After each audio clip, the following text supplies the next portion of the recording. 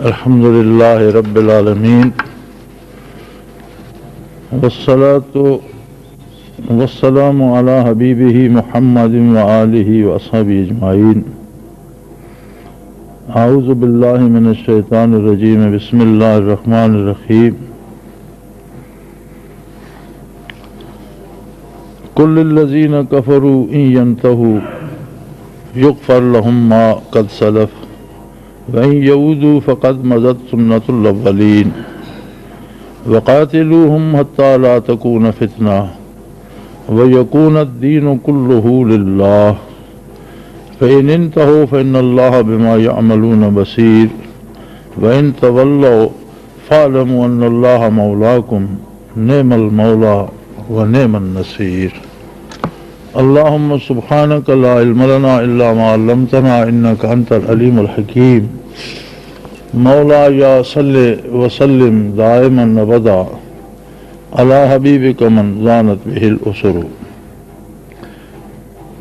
نامہ پارہ سورہ انفال ہے اور نامہ پارے کا یہ آخری رکوع ہے. اس آیت مبارکہ سے آگے 10واں پارہ شروع ہو جاتا ہے.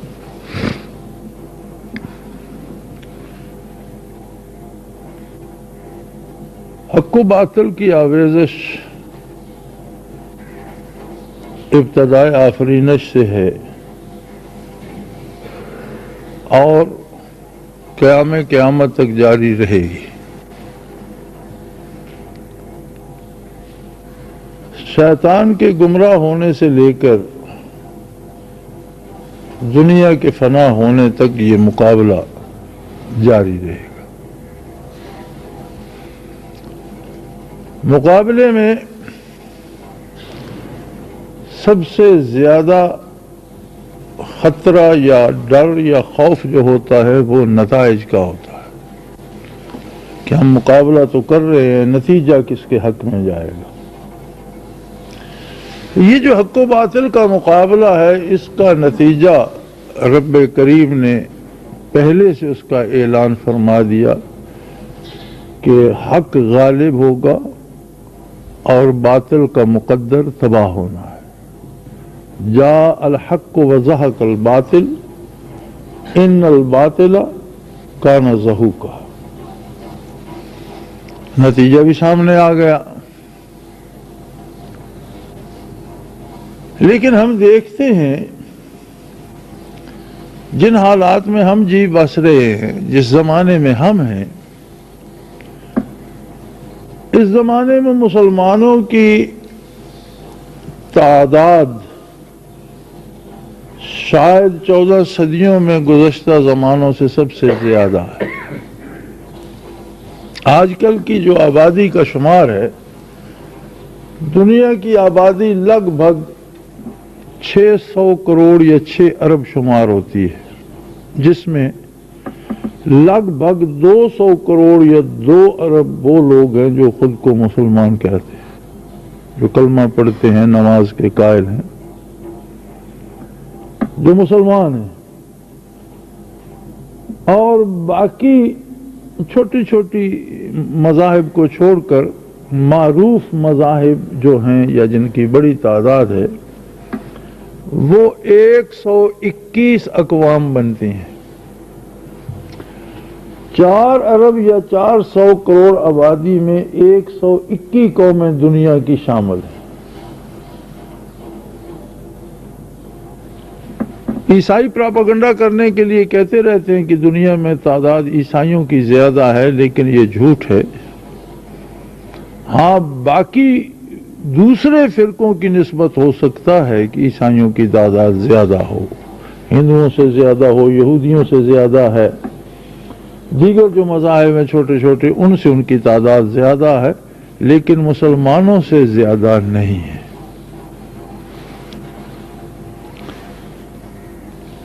اگر اسباب کو دیکھا جائے، مال و دولت کو دیکھا جائے، تو دنیا کے 80% ذرائع اور وسائل جو زندگی کے ہیں وہ مسلمانوں کے پاس ہیں.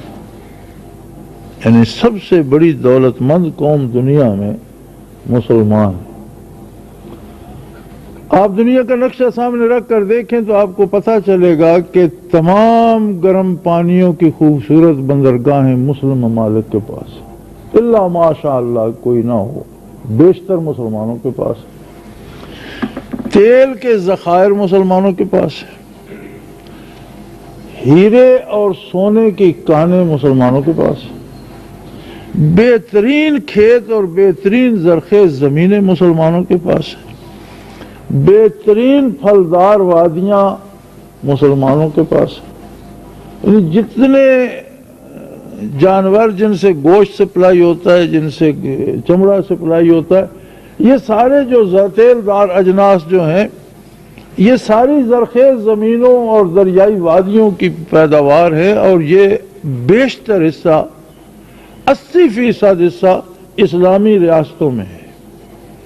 کیونکہ اسلامی ریاستیں آپ دیکھیں گے تو تقریباً ساری خط جدی سے اوپر اور شمالی سرطان سے نیچے، اس درمیانی خط کے اوپر نیچے آباد ہیں۔ اس سے نیچے جائیں تو اکثر حصہ سال کا برف جمی رہتی ہے، اس سے اوپر جائیں تو بیشتر حصہ سال کا برف جمی رہتی ہے، اور غیر مسلم ممالک کی اکثریت ان حصوں میں ہے یا جہاں ہمیشہ بارش ہوتی رہتی ہے کچھ نہیں ہوتا، یا جہاں سال کے 8 مہینے برف جمی رہتی ہے۔ تو وسائل مسلمانوں کے پاس زیادہ ہیں، شاید کافروں کے پاس علم اور ٹیکنالوجی زیادہ ہو، یہ بات بھی غلط، یہ مفروضہ بھی غلط ہے۔ روئے زمین کا سروے کیا جائے، میں نے جاپان سے امریکہ کے مغربی ساحلوں تک اور چین سے افریقہ تک الحمدللہ پھر کے ذاتی طور پر دیکھا ہے، جدید جو تکنیک ہے یا ماڈرن ٹیکنالوجی جسے کہا جاتا ہے، جہاں جہاں اس کے ادارے ہیں وہاں چوٹی کے لوگ جو ہیں وہ مسلمان ہیں۔ یورپ کے تکنیکی اداروں میں مسلمان ہیں، امریکہ کے تکنیکی اداروں میں مسلمان ہیں، حتیٰ کہ جب میں نے ناسا کو دیکھا تھا تو اس وقت اس کی گورننگ باڈی میں 5 ممبر تھے، 5 سائنٹسٹ تھے، جن میں سے 3 مسلمان تھے۔ اسی طرح جاپان کے کارخانوں میں آپ دیکھ لیں، جاپان کے یا امریکہ کی ایک اس وادی کا نام انہوں نے کمپیوٹر ویلی یا سلیکون ویلی یا اس طرح سے نام رکھے ہیں، کمپیوٹر میں بھی ٹاپ پر مسلمان ہیں۔ تو پھر کیا وجہ ہے کہ مسلمانوں کے پاس عددی قوت بھی ہے، مالی وسائل بھی ہیں، ٹیکنالوجی بھی ہے؟ آپ صرف پاکستان کو لے لیجئے، پاکستان کے پاس اتنے مالی وسائل ہیں کہ اس کی تاریخ گواہ ہے کہ جو قوم بھی باہر چلنے کے قابل ہوئی وہ اس خطے پر قبضہ کرنے کے لیے دوڑی، اور ہندوستان کے پاس ہے کیا؟ یہ جو بر صغیر کو لوگ دوڑتے تھے، تو ہندوستان کے پاس صرف مشرقی پنجاب ہے جو ریڈ کلف ایوارڈ میں پاکستان سے کاٹ کر انہیں دے دیا گیا۔ اگر مشرقی پنجاب بھی ان سے واپس لے لیا جائے تو یو پی سی پی سے لے کر کلکتہ تک کہیں جوار ہوتی ہے اور کہیں چاول ہوتے ہیں، انہیں کھانے کو کچھ نہیں ملتا، یا جنگلات ہیں یا پہاڑ ہے یا صحرا ہے۔ مشرقی پنجاب ہندوستان کی 100 کروڑ آبادی کو روزی روٹی مہیا کر رہا ہے، اور پاکستان کے پاس جو حصہ ہے اسے آپ اس نظر سے دیکھیں کہ سارا سال اس میں انتہائی گرمی سے لے کر انتہائی سرد تک موسم اس ایک ملک میں رہتا ہے۔ ہمالیہ کی بلند ترین چوٹیاں K2 جیسی اس میں ہے، اور سطح سمندر کے برابر یا اس سے ایک حد تک نیچے کے سندھ کے صحرا بھی اس میں ہے۔ یعنی سارا سال سارے موسم رہتے ہیں، سارا سال ساری اجناس پیدا ہو سکتی ہیں، سارا سال سارے پھل اگائے جا سکتے ہیں، سارا سال ساری سبزیاں ہو سکتی ہیں۔ جہاں سارے موسم رہتے ہیں وہاں زیر زمین ہر قسم کے کارخانے پائے جاتے ہیں، دنیا کے بہترین قیمتی پتھر اس ملک میں پائے جاتے ہیں، اس میں ہیرے پائے جاتے ہیں، سونا اس کے دریاؤں میں بہتا رہتا ہے۔ پاکستان کے دریاؤں میں سونا بہہ کر آتا ہے، اور شمالی علاقہ جات میں جا کر آپ دیکھیں تو وہاں ایک قبیلہ ہے، اسے سونوال ہی کہتے ہیں۔ وہ جب دریا اکتوبر میں پانی کم ہونے لگتا ہے، اوپر برفیں جمنے لگتی ہیں اور دریا کا پانی سمٹنے لگتا ہے، تو جو ریت وہ سائڈوں پہ چھوڑ کر آتا ہے، وہاں آ کر وہ تمبو گاڑ لیتے ہیں اور گڑے مار کر ریت کو پانی میں چھاننا شروع کر دیتے ہیں، اور وہ ان کا کوئی مہینے ڈیڑھ کا کام ہوتا ہے، اس میں اتنا سونا تلاش کر لیتے ہیں، اور خالص ترین سونا ہوتا ہے جو باقی سارا سال وہی اس پہ ان کا گزارا ہوتا ہے۔ اب صدیوں سے جن پہاڑوں سے دریا گزر رہا ہے اور سونا کاٹ کٹ کر لا رہا ہے، اس کا مطلب ہے سارا پہاڑ سونے کا ہے اگر کوئی اسے نکال سکے، کیونکہ سونا جہاں بھی نکلتا ہے پورے پہاڑ چھانے جاتے ہیں، سونے کی سرنگ وغیرہ نہیں لگائی جاتی۔ جن پہاڑوں میں جن ملکوں میں نکل رہا ہے، جس پہاڑ میں ہوتا ہے وہ پورا پہاڑ ہی وہ تھوڑا تھوڑا کر کے کاٹ کر کے چھانتے جاتے ہیں، اور اس ملک کو 50 سالوں میں آنے والے ہر شخص نے لوٹا، لیکن اس کی دولت ختم نہیں کر سکتا۔ جو آتا ہے اس کے لیے پھر کافی ہوتی ہے۔ یہ ایسا ملک ہے کہ اس کے ارد گرد دیوار بنا دی جائے اور کوئی چیز درآمد نہ کی جائے تو اس کے رہنے والے بھوکے نہیں مرتے۔ زندگی کی ضرورت کی تمام چیزیں اس کے اندر مل سکتی ہیں، کپڑے سے لے کر چمڑے جوتے تک اور کھانے سے لے کر فروٹ تک۔ یہ کمال ہے، اتنے خود کفیل لوگ ہیں ہم، اتنی بڑی قوم ہے ہم، اتنی بڑی تعداد ہے، اتنے بڑے ہمارے پاس علوم ہیں، اور مار بھی ہم ہی کھا رہے ہیں۔ اس کی وجہ کیا ہے؟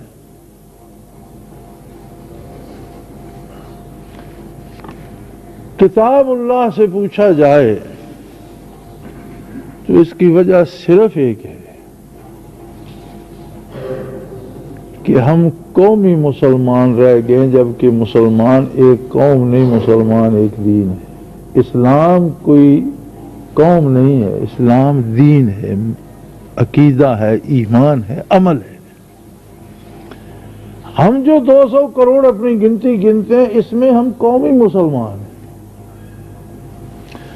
اگلے دن لاہور میری ملاقات ہوئی، ایک بندہ مجھ سے کہہ رہا تھا کہ جی دیکھیں ہم تو مارے گئے، پہلی قوموں کے پاس نئے نبی آ جاتے تھے، کچھ نہ کچھ ان کی اصلاح، کچھ مدد ہو جاتی تھی، ہمارے پاس تو نبی بھی کوئی نہیں آنے والا، تو پھر ہم کیا کر سکتے؟ میں نے کہا جی جن قوموں کے پاس نبی آتے تھے ان کی تاریخ آپ نے پڑھی ہے؟ بیشتر نے انبیاء کو ظلماً شہید کیا، بلکہ یہودیوں کی تاریخ میں ہے کہ انہوں نے ایک دن میں 70 نبی ذبح کر دیے تھے، اور جہاں کیے تھے وہ چٹان ابھی تک سرخی ابلتی ہے۔ ان کے پاس نبی اس لیے آتے تھے کہ پہلے نبی کی نبوت کا عہد تمام ہو جاتا تھا اور اس کتاب کے احکام مکمل ختم ہو جاتے تھے، پھر نئی کتاب آ جاتی تھی، یا کوئی ایسے نبی آتے تھے جو اسی کو آگے چلاتے رہتے تھے۔ لیکن جب آپ کا نبی آیا تو وہ نبی ایسا تھا جیسے سورج طلوع ہوا۔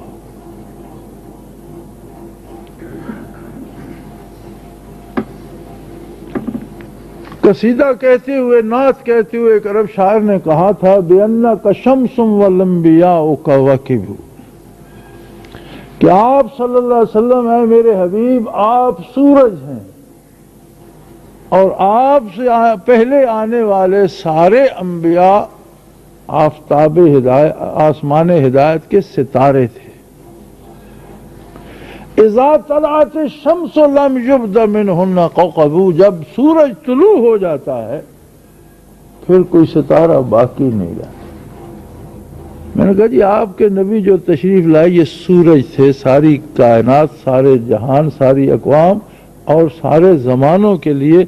پھر اسی طرح ایک نعت کا شعر ہے افلت شموس الاولین والشمسنا، پہلوں کے بھی سورج طلوع ہوئے اور غروب بھی ہو گیا، عہد نبوت جاری ہوا اور ختم بھی ہو گیا، لیکن ہمارا سورج ابدن لا افق العلا لا تغربوا، یہ ہمیشہ افق اعلیٰ پہ چمکتا رہے گا، یہ طلوع ہوا ہے، غروب کبھی نہیں ہوگا۔ میں نے کہا جی آپ کے پاس کوئی نبی نہیں آئے گا، اس لیے کہ آپ کے پاس نبی موجود ہے اپنی ساری برکات کے ساتھ، اپنے سارے فیوزات کے ساتھ، لیکن اس چڑھے ہوئے سورج میں آپ آنکھ بند کر لیں، اس پر پٹی بھی باندھ لیں، پھر آپ کہیں روشنی ہوگی تو کام کریں گے، روشنی کیسے ہوگی؟ روشنی تو موجود ہے، آپ کی آنکھیں بند ہیں، آپ تقلید کر رہے ہیں کفار کی اور چھوڑ دی ہے پیروی محمد الرسول اللہ کی۔ آپ نے اپنے کردار میں، اپنے عمل میں، اپنی معیشت میں، اپنی سیاست میں، اپنی عدلیہ میں، اپنے سارے نظام زندگی میں کافروں کی نقل اختیار کر لی ہے اور محمد الرسول اللہ صلی اللہ علیہ وسلم کا اتباع چھوڑ دیا ہے۔ آپ نے دامان نبوت چھوڑا، آپ نے اللہ کی رحمت کو چھوڑا۔ وَمَا أَرْسَلْنَاكَ إِلَّا رَحْمَةً لِلْعَالَمِينَ۔ آپ یہ نہ سمجھیں کہ کافر مسلمانوں کو مار رہے ہیں تو کافر بڑے آسودہ حال ہیں، کافر بھی بڑے بڑے عجیب عذابوں میں مبتلا ہے، کسی کے پاس سکون کا ایک لمحہ نہیں ہے۔ پوری کافر دنیا میں کوئی چین سے سو نہیں سکتا، پوری کافر دنیا میں کوئی ایک ملک ایسا نہیں جہاں آرام سے آدمی بازار سے ہوا ہے گولی مار دیتے ہیں، قتل ہو جاتا ہے، لوٹا جاتا ہے۔ پوری کافر دنیا میں کسی ایک بندے کی عزت محفوظ نہیں، اس کی بیٹیاں ننگی ناچتی ہیں اور باپ دیکھنے پہ مجبور ہے۔ پوری کافر دنیا میں نہ کسی کی عزت ہے، نہ آبرو ہے، نہ خاندان ہے، حتیٰ کہ اب امریکہ میں تو پچھلے 10 سالوں سے باپ کے نام کا انہوں نے خانہ ہی کاٹ دیا کہ کسی کی ولدیت نہ لکھو، اس لیے کہ اکثریت کا والد ہے ہی کوئی نہیں۔ کیا ایسے لوگ پرسکون ہوتے ہیں؟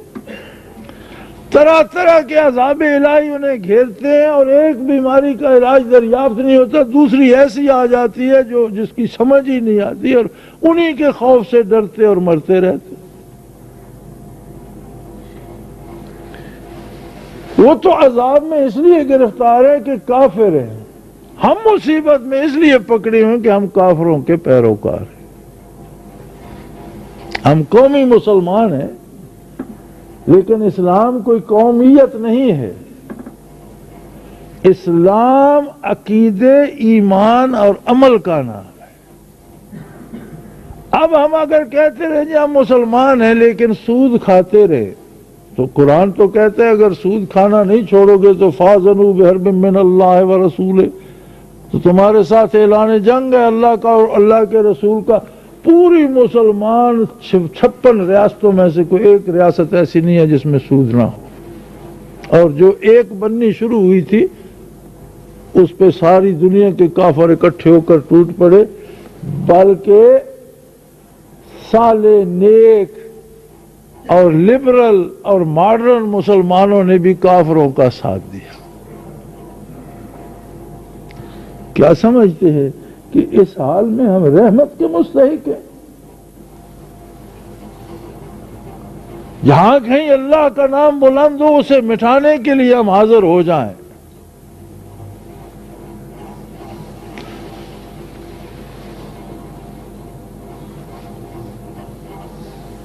اور قرآن کا ایک اصول ہے جو قیامت تک کے لیے ہے۔ قرآن اصولاً فرماتا ہے میرے حبیب کل الذین کفروا ان ینتہوا یغفر لہم، اے میرے حبیب ان کافروں سے کہہ دو اللہ کی رحمت کو کوئی چیز ختم نہیں کر سکتی، محدود نہیں کر سکتی، تھکا نہیں۔ اس کی رحمت اتنی وسیع ہے کہ اگر تم سارے کافر بھی کفر سے باز آ جاؤ وہ تمہیں معاف کر دے۔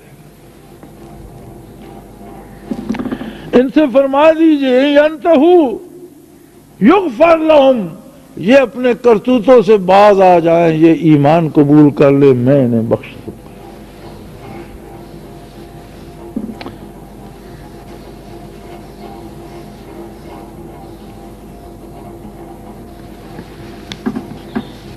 جو کچھ بھی یہ کر چکے ہیں، ما قد سلف، جو ظلم، جو گناہ، جتنی برائی، ما قد سلف، آج سے پہلے، توبہ کرنے سے پہلے جو کر چکے ہیں، مخلوق کے گناہوں سے میری رحمت وسیع تر ہے۔ مخلوق مخلوق ہے اور میں خالق ہوں، مخلوق کا کردار محدود ہے اور میری صفات لامحدود ہے۔ وَإِن يَعُودُوا، اور اگر یہ باز نہ آئے اور اپنے کردار پہ مصر رہیں، فقد مضت سنت الاولین، تو ان سے کہہ دو تاریخ پڑھ کے پہلی اقوام کا حال دیکھ لو، تم سے پہلے بھی کافر اور باغی اور سرکش قومیں اسی دنیا پر ہوئی ہیں، ان کے آثار دیکھو، ان کی عمارتیں دیکھو، ان کی تاریخ پڑھو اور دیکھو وہ کس انجام سے دوچار ہوئے۔ تم بھی خیال رکھو تمہارا بھی وہی حشر ہوگا۔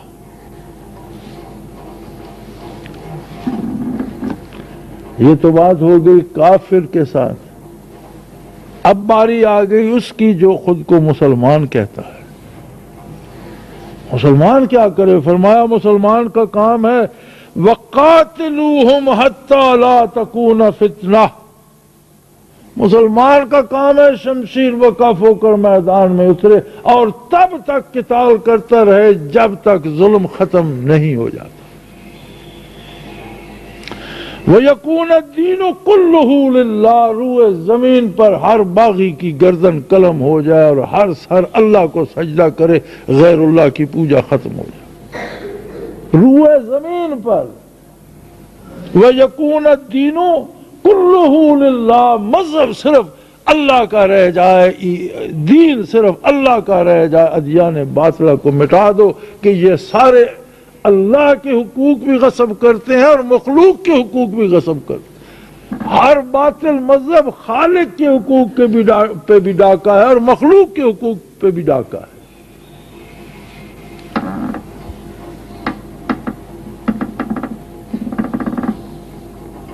فَإِنِ انْتَهُوا فَإِنَّ اللَّهَ بِمَا يَعْمَلُونَ بَصِيرٌ، ہاں اگر کافر ظلم سے باز آ جائے پھر ان کے ساتھ قتال کی ضرورت نہیں ہے، رہا ان کا کردار وہ اللہ دیکھ رہا ہے، ان سے حساب لے لے گا۔ زبردستی مسلمان بنانے کی ضرورت نہیں ہے، لیکن دین، اب یہاں دین کا ترجمہ آپ تہذیب کریں، کلچر کریں، رہنے سہنے کا انداز کریں، جینے مرنے کے اسالیب کریں۔ وَيَكُونَ الدِّينُ كُلُّهُ لِلَّهِ، معیشت، سیاست، عدالت، لین دین، اخلاقی، یہ سارا وہ ہو جائے جو اللہ چاہتا ہے، کوئی کسی کا حق چھین نہ سکے، کوئی کسی پر ظلم نہ کر سکے، زیادتی سے رک جائے، کلمہ نہیں پڑھتے نہ پڑھے، اللہ جانتا ہے، اللہ فرماتا ہے میرے پاس آئیں گے میں حساب کر لوں گا۔ ہم نے کیا کیا؟ بجائے اس کے کہ ہم کافر کو ظلم سے روکتے، ہم اس کے ظلم میں شریک ہو گئے، ہم نے حلیے اس جیسے بنا لیے، ہم نے رہن سہن اس کا اختیار کر لیا، ہم نے معیشت اس سے ادھار لے لی، ہم نے نظام ریاست سے لے کر خانگی امور تک، ایک ہم حکومت سے لڑ رہے ہیں، جی حکومت کو مار دو، حکومت کیا؟ ایک غریب دیہاتی کسان جو ادھار مانگ کر بچے کی شادی کرتا ہے وہ سنت چھوڑ دیتا ہے لیکن ہندو کی رسم نہیں چھوڑتا۔ شادی کو چھوڑ دیں، جس کا مر جاتا ہے وہ شرعی طریقے سے نہ فاتحہ دیتا ہے نہ کھانا دیتا ہے، ہندوؤں کی رسموں کے مطابق دعوتیں پکاتا ہے اور لوگوں کو عشق، مرنے والے کی دوا پر کوئی دونی خرچ نہیں کرتا، وہ مر جائے تو لاکھوں روپے کی دعوتیں پک جاتی، مرنے والا خواہ بھوک سے مرا۔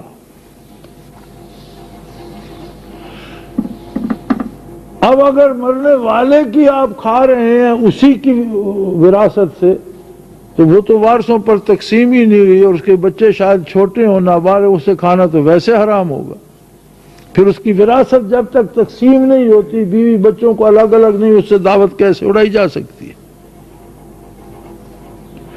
کوئی ضروری ہے کہ بندہ مر گیا ہے اور آپ نے ضرور دعوت کھانی؟ کوئی ایسا مسلمان نہیں ہے جو فی سبیل اللہ جنازہ پڑھ کے اس کے لیے دعا مغفرت کر کے گھر چلا جائے، کوئی نہیں، کوئی بھی نہیں۔ ہمارے خطیب صاحب ہیں ہمارے گاؤں کے، جو پچھلے دنوں وہ ڈھوک پہ ایک بچہ کچھ 6 مہینے کا فوت ہو، بڑے غریب آدمی تھے، وہ جنازہ پڑھانے گئے تو انہوں نے کہا جی 200 روپے دو۔ 200 ہمارے پاس کا نہیں ہے تو ادھار لے لو، میں تو اتنے دور جنازہ پڑھا، 200 روپے میں جنازہ پڑھایا جا رہا، جن کے پاس 2 روپے نہیں، اور لڑ بھڑ کے لے کے آئے۔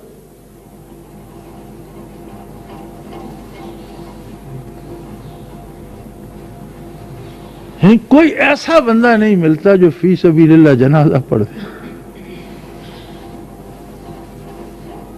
کیا ایسی قومیں، ایسے کردار اللہ کی رحمت کے مستحق ہیں؟ جو زہر کھا رہا ہو اور دعا کر رہا ہو اللہ مجھے عمر طویل دے، وہ بے نیاز اس کے لفظوں پر نہیں، اس کے کردار پر عمل کرتا ہے۔ زہر سے مرے گا بے شک دعا کرتا رہے، وہ جانتا ہے کہ جو تو کھا رہا ہے اس میں جو اثر ہے وہی تجھ پر ہوگا۔ کوئی آدمی زندگی بڑھانے کے لیے اپنے آپ کو گولی مار لے تو اس کی عمر لمبی ہو جائے گی۔ جو تاثیر جو عمل میں ہے وہ لفظ میں نہیں ہے۔ ایک آدمی زبانی کہتا ہے میں لاہور جا رہا ہوں، گاڑی پشاور والی میں بیٹھ جاتا ہے، تو نتیجہ عمل پر ہوگا یا اس کے کہنے پر ہوگا؟ پہنچے گا پشاور، کہتا رہے لاہور جا رہا ہوں، گاڑی پشاور جا رہی ہے۔ ہم کہتے ہیں ہم مسلمان ہیں، ہمیں اللہ نے ایک شرف بخشا، اب جہاد تو دور کی بات ہے، وہ تو بے وقوفوں اور جاہلوں کا کام ہے، وہ تو بھوکے ننگے اور مفلس لوگوں کا کام۔ ہمارے تو جرنیل صاحبان نے کہا کہ اگر ہم امریکہ سے لڑائی مول لے لیتے تو ہمیں گھاس کھانی پڑتی اور غاروں میں رہنا پڑتا، کیا ضرورت ہے ایئر کنڈیشن کمرے چھوڑ کر اور صوفے چھوڑ کر غاروں میں رہنے کی؟ ڈرائنگ روموں میں بیٹھو، لیکن قبر میں بھی جانا ہے، وہاں کوئی صوفے لے کر، جو صوفے بھی لے کے گئے تو مٹی کھا جائے گی۔ اور جنہوں نے اللہ کے نام پر مقابلہ کیا انہیں جاہل، بے وقوف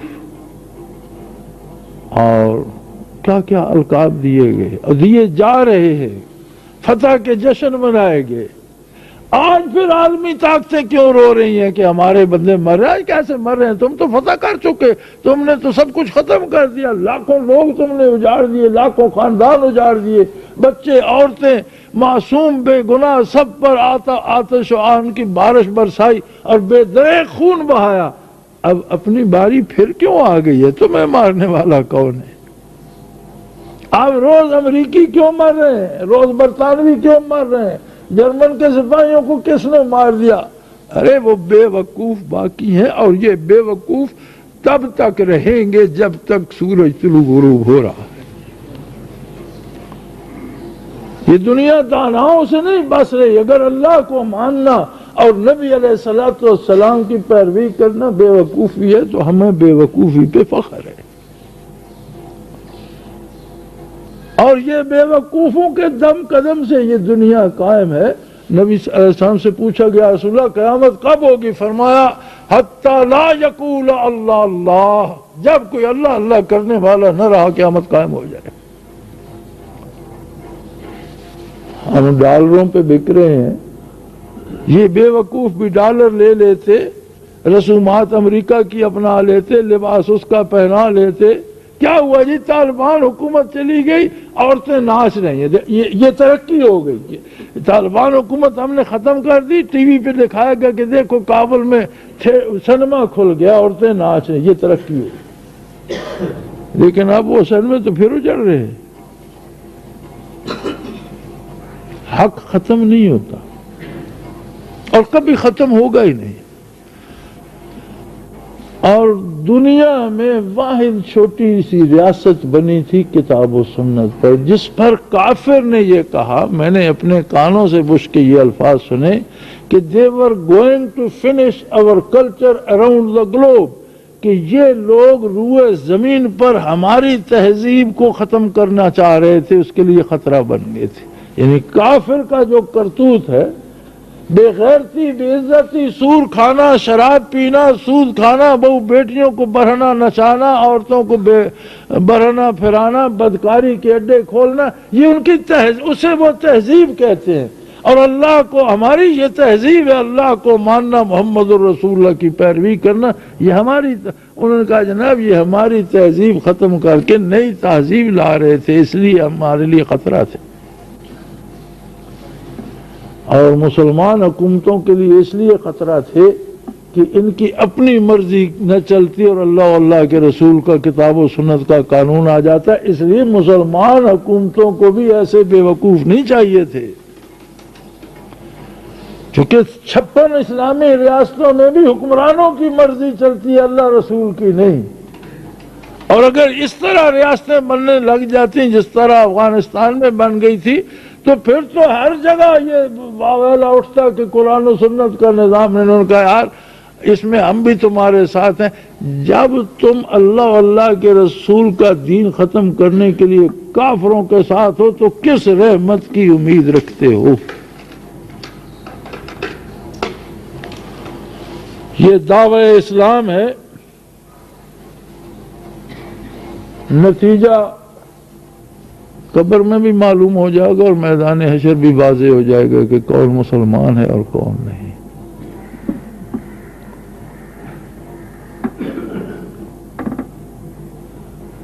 یار انہوں نے کہا جی ہم کرتے تھے، ہمیں امریکہ مار دیتا، ہمیں فلاں مار دیتا، فلاں مار دیتا، ہم مقابلہ نہیں کر سکتے تھے۔ اللہ کریم فرماتا ہے اگر کافر تمہاری بات نہ مانے، وَإِن تَوَلَّوْا فَاعْلَمُوا، تو کان کھول کر پورے اطمینان سے سن لو اور اس کو دل میں بٹھا لو، ان اللہ مولاکم، اللہ تمہارا مالک ہے، وہ تمہارے ساتھ۔ اور یہ بھی جان لو نعم المولا و نعم النصیر، بے نظیر مالک ہے، اس کی نظیر اور اس کی مثال نہیں، بے مثل مالک ہے، اس جیسا کوئی دوسرا نہیں اور اس جیسی کوئی دوسرا مدد بھی نہیں کر سکتا۔ بس تمہیں کیا، تمہارے ساتھ تو اللہ ہے۔ اللہ کا ساتھ ہونا تو دور کی بات ہے، یہاں تو اللہ کو ماننے کے لالے پڑے ہوئے ہیں۔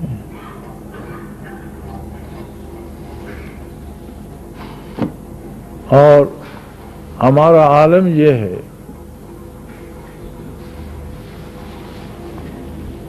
کہ مجھے خوشی ہوئی جنرل پرویز مشرف کی 2 تقریریں سن کر، بڑا کڑوا سچ بولا اس بندے نے۔ ہماری بہت سی دینی جماعتوں نے متحدہ دینی محاذ بنایا، اس میں بڑے بڑے اچھے، بڑے بڑے اعلیٰ لوگ ہیں، سارے نامور علماء تقریباً اس میں ہیں۔ لاہور کے سٹیج پر بھی جنرل صاحب نے کہا کہ یہ جو دینی جماعتوں کا اتحاد میرے ریفرنڈم کی مخالفت کر رہا ہے، یہ سارے منافق ہیں۔ اور بنو کے جلسے میں بھی سٹیج پر کہا بھائی اس کی بھی جرت کمال ہے، اچھا کیا، خوب کہا۔ میں بھی مولوی ہوں اور مولویوں میں ہوں، لیکن میں یہ سمجھتا ہوں کہ دین کی راہ میں رکاوٹ صرف مولوی ہے اور کسی سے نفاذ دین روکا نہیں جا سکتا۔ حد نہیں ہوگی، کسی نے نہ فتویٰ لگایا، آج تک کسی نے جواب نہیں دیا، میں نے اخبار میں کسی کا جواب نہیں پڑھا۔ ایک نواب زادہ نصر اللہ نے کہا ہے کہ جنرل صاحب جو زبان استعمال کر رہے یہ سربراہ مملکت کو زیب نہیں دیتی، اتنا سا بچا کر انہوں نے ایک جملہ کہا۔ ہمارے علماء حضرات نے تو اتنا بھی نہیں کہا، یار ہم تو کھانستے ہیں تو فتویٰ لگا دیتے ہو، ہم اللہ کرتے ہیں فتویٰ لگا دیتے ہو، ذکر کرتے ہیں فتویٰ لگا دیتے ہو۔ بات بات پہ لڑائی ہو جاتی ہے، ایک دوسرے پر کفر تانا ہوا ہے، اس مسجد والے اس کو کافر، اس والے اس کو کافر۔ اس مسجد والے اس کو قتل کر دو، اس والے اس کو قتل کر دو، اب ادھر آپ کی توپوں کا منہ کیوں نہیں جاتا؟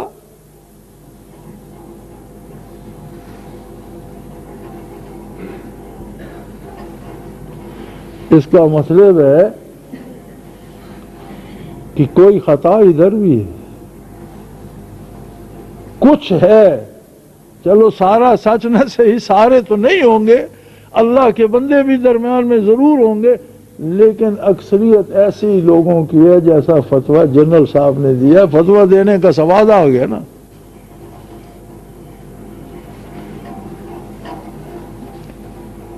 حضرات یہ کڑوا سچ ہے، اللہ ہمیں معاف کرے، میں یہ سمجھتا ہوں ہمارے صرف علماء نہیں، ہم سب منافق ہیں۔ ہم اس لیے منافق ہیں کہ نماز کے وقت سجدہ کر لیتے ہیں، باہر نکل کر جھوٹ بولتے ہیں، ہر سال حج کر آتے ہیں، دکان پہ بیٹھے تو نرخ دگنے بتا کر لوٹ لیتے ہیں، اگلے کو پیسے اور چیز کے لیتے ہیں، مال اور دیتے ہیں۔ کوئی ایک مولوی، کوئی ایک صوفی، کوئی ایک حاجی ایسا بتا دو کہ جس کی دکان سے بلا تکلف چیز لے لی جائے، جو اس نے قیمت بتائی وہی ٹھیک ہوگی، کوئی ہے؟ اور منافقت کیا ہوتی ہے؟ دم ہوتا ہے منافقوں کا، یہی ہوتی ہے نا کہ ظاہراً نیک ہے، باطناً ڈاکو ہے۔ تو خدا بھلا کرے جنرل صاحب کا، اس نے شیشہ تو ہم سب کو دکھا دیا۔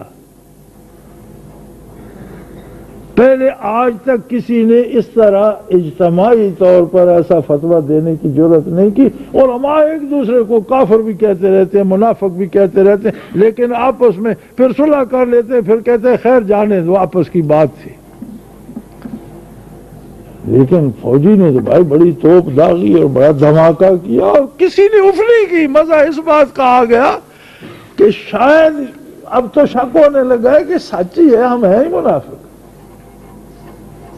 اور اگر غور کیا جائے تو جب تک اس منافقت سے نکل کر ہم کھرے مسلمان نہیں ہوتے، اور یہ بھی یاد رکھو پوری دنیا کی 600 کروڑ آبادی میں اگر ایک بندہ بھی اللہ پر بھروسہ کر کے بیٹھا رہے گا تو کوئی اس کا کچھ بگاڑ نہیں سکتا، اس لیے کہ اس کے ساتھ اللہ ہے۔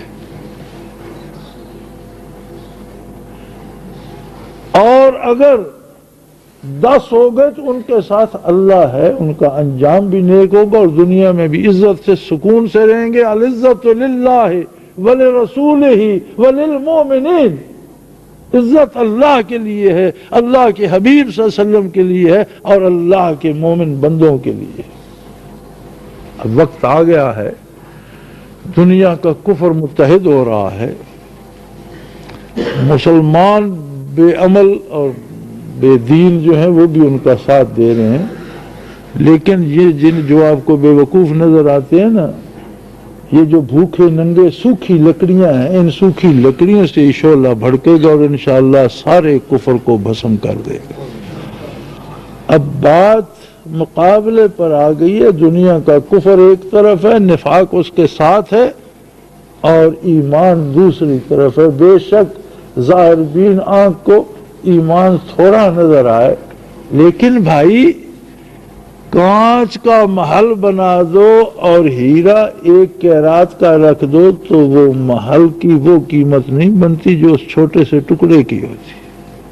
کفر کانچ کا محل ہے اور نور ایمان تجلیات باری، ادھر اللہ کا نور ہے، ادھر شیطان کی ظلمت ہے، اور انشاءاللہ یہ مقابلہ ہوگا، یہ ٹکراؤ ہوگا، یہ جنگ ہوگی، یہ رکے گی نہیں، اور یہ پورے برے صغیر میں پھیلے گی اور بے شمار خون بہے گا۔